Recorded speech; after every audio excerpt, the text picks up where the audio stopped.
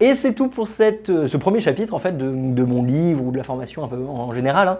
Je vais vous faire un petit résumé de 5 minutes pour tous ceux qui ont eu la flemme de regarder toutes les vidéos d'avant. Et même c'est important d'en rappeler, surtout dans des nouvelles technologies comme celle-ci qui sont un peu compliquées.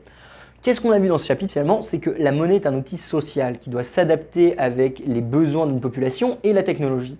Le rôle d'une monnaie, en fait, c'est simplement de transmettre une valeur, donc de l'énergie, entre toi et moi, et surtout entre moi et moi-même à travers le temps. Ça a pris énormément de formes et c'était l'or qui remplit le mieux cette fonction.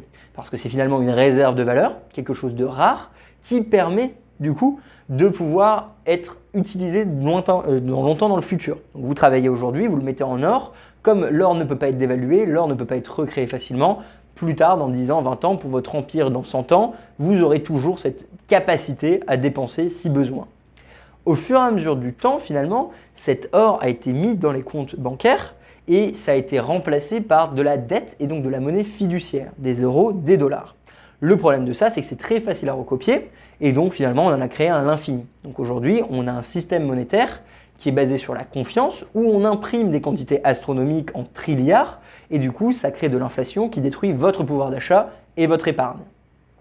L'or n'avait pas toutes les caractéristiques d'une bonne monnaie, mais c'était le mieux qui était disponible, à savoir une réserve de valeur qui peut être frappée en pièces pour être échangée et faire des unités de compte, mais c'est difficilement transportable, difficilement divisible à l'infini, difficilement auditable. L'euro et le dollar, finalement, permettent de pallier certains de ces problèmes parce que c'est transportable, c'est digital des 0 et des 1, mais le grand problème, c'est que ce n'est pas une réserve de valeur et c'est basé sur la confiance. Lorsque la confiance est détruite, quand la monnaie meurt finalement, nous avons des hyperinflations qui sont des véritables désastres économiques et sociaux qui vont détruire littéralement l'épargne d'une nation, d'une génération, d'un peuple parce que du coup l'inflation va s'envoler à 5, 10, 20, 30, 40, 50% jour par jour et à la fin on a simplement la destruction pure et dure de la monnaie, des institutions, une révolution, une réforme qui permet de repartir vers un autre système. Bitcoin, là-dedans, arrive comme une alternative monétaire plutôt réaliste aux problèmes de notre système moderne. Pourquoi ça? Simplement parce que Bitcoin est en effet un actif, une monnaie rare. Il n'y a que 21 millions de Bitcoin. Il n'y a que 21 millions de Bitcoin parce que Satoshi, lorsqu'il a décidé le protocole, il a ancré dans le protocole des règles fixées qui permettent ces 21 millions de Bitcoin. Ces règles sont les suivantes. Il y a une création monétaire toutes les 10 minutes d'un certain nombre de bitcoins. Cette quantité de bitcoins créée toutes les 10 minutes va être divisée par 2 tous les 4 ans.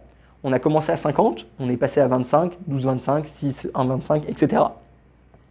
Cette création monétaire est maintenue à travers le temps grâce à l'ajustement de la difficulté toutes les 2 semaines. Toutes les 2 semaines, l'algorithme se réadapte pour garantir qu'au long terme, c'est comme ça que la production de bitcoin va être créée.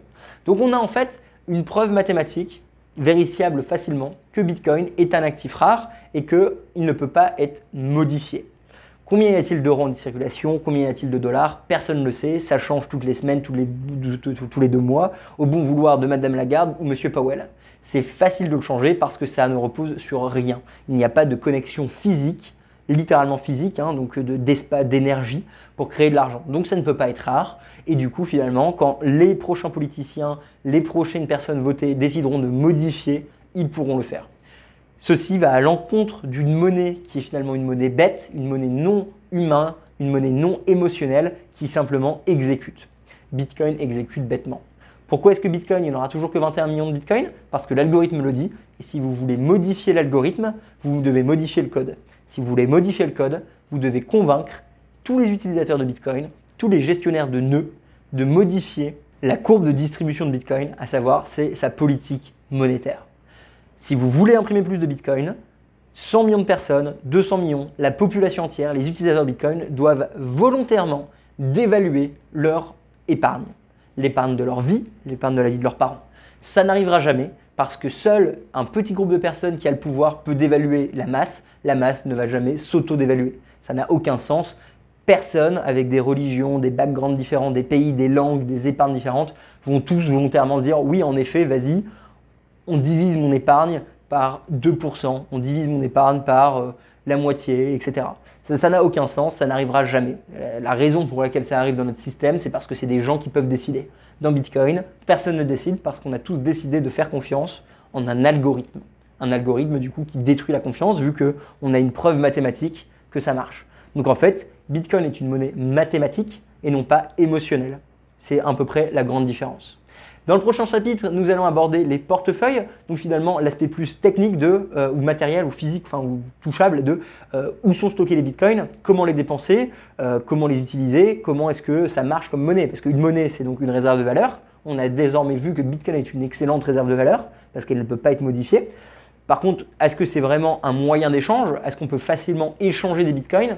C'est ce qu'on va essayer de répondre dans le prochain chapitre. Merci à vous de continuer à suivre ce projet, j'espère qu'il vous plaît. Merci à tout le monde de continuer à partager, liker, au Patreon d'avoir rendu ce projet possible et à tous ceux qui soutiennent depuis maintenant plus de 2 ans Découvre Bitcoin pour la démocratisation du Bitcoin ou du moins du libre accès à l'information sur cette technologie. Encore une fois, ce chapitre a été un peu politique parce qu'on en vient toujours à la question de qui a le pouvoir sur l'argent, qui a le droit d'évaluer votre argent, qui a le droit de créer de l'argent. Est-ce que c'est un droit de l'État divin? Ils sont finalement la monnaie, ou est-ce que c'est le peuple qui est la monnaie? Est-ce que personne n'est la monnaie? C'est des questions très philosophiques et Bitcoin vient en fait mettre son gros doigt dessus et dire peut-être que les institutions en place ne sont pas dignes de confiance pour quelque chose d'aussi important que la monnaie. C'est un combat philosophique et évidemment économique. Aujourd'hui, j'essaie de vous apporter des bases fondamentales pour que vous puissiez faire vous-même les démarches et vous positionner avec au moins un savoir sur le sujet et non pas simplement je l'ai entendu que c'était mauvais, ce n'est pas une monnaie, c'est volatile, ça ne marchera pas. On va essayer vraiment de démystifier Bitcoin pour que tout le monde puisse avoir un vrai débat intellectuel et non pas simplement du rien du tout comme on le voit aujourd'hui à la télévision. J'espère que ça vous plaît. Bisous à vous, je vous adore. Et à tout de suite pour le chapitre 2. Si vous voulez acheter mon livre ou si vous voulez soutenir le projet via mon livre ou si vous voulez mettre en place tout et donc avoir une sorte de pack complet, clé de sécurité, livre, récap, je pense que ce sera créé un jour ou un autre dans mon site e-commerce. Donc n'hésitez pas, je prévois d'avance, mais ce sera probablement un truc que je ferai. Donc c'est une façon de me soutenir et de retravailler plus tard à l'écrit. Et tous les posters sont évidemment téléchargeables dans tous les endroits. Je vous adore, bisous, salut.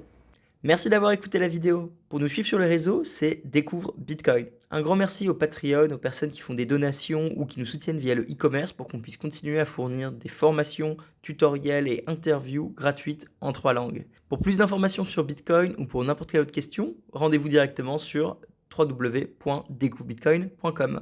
On se retrouve pour la prochaine vidéo. À bientôt les amis!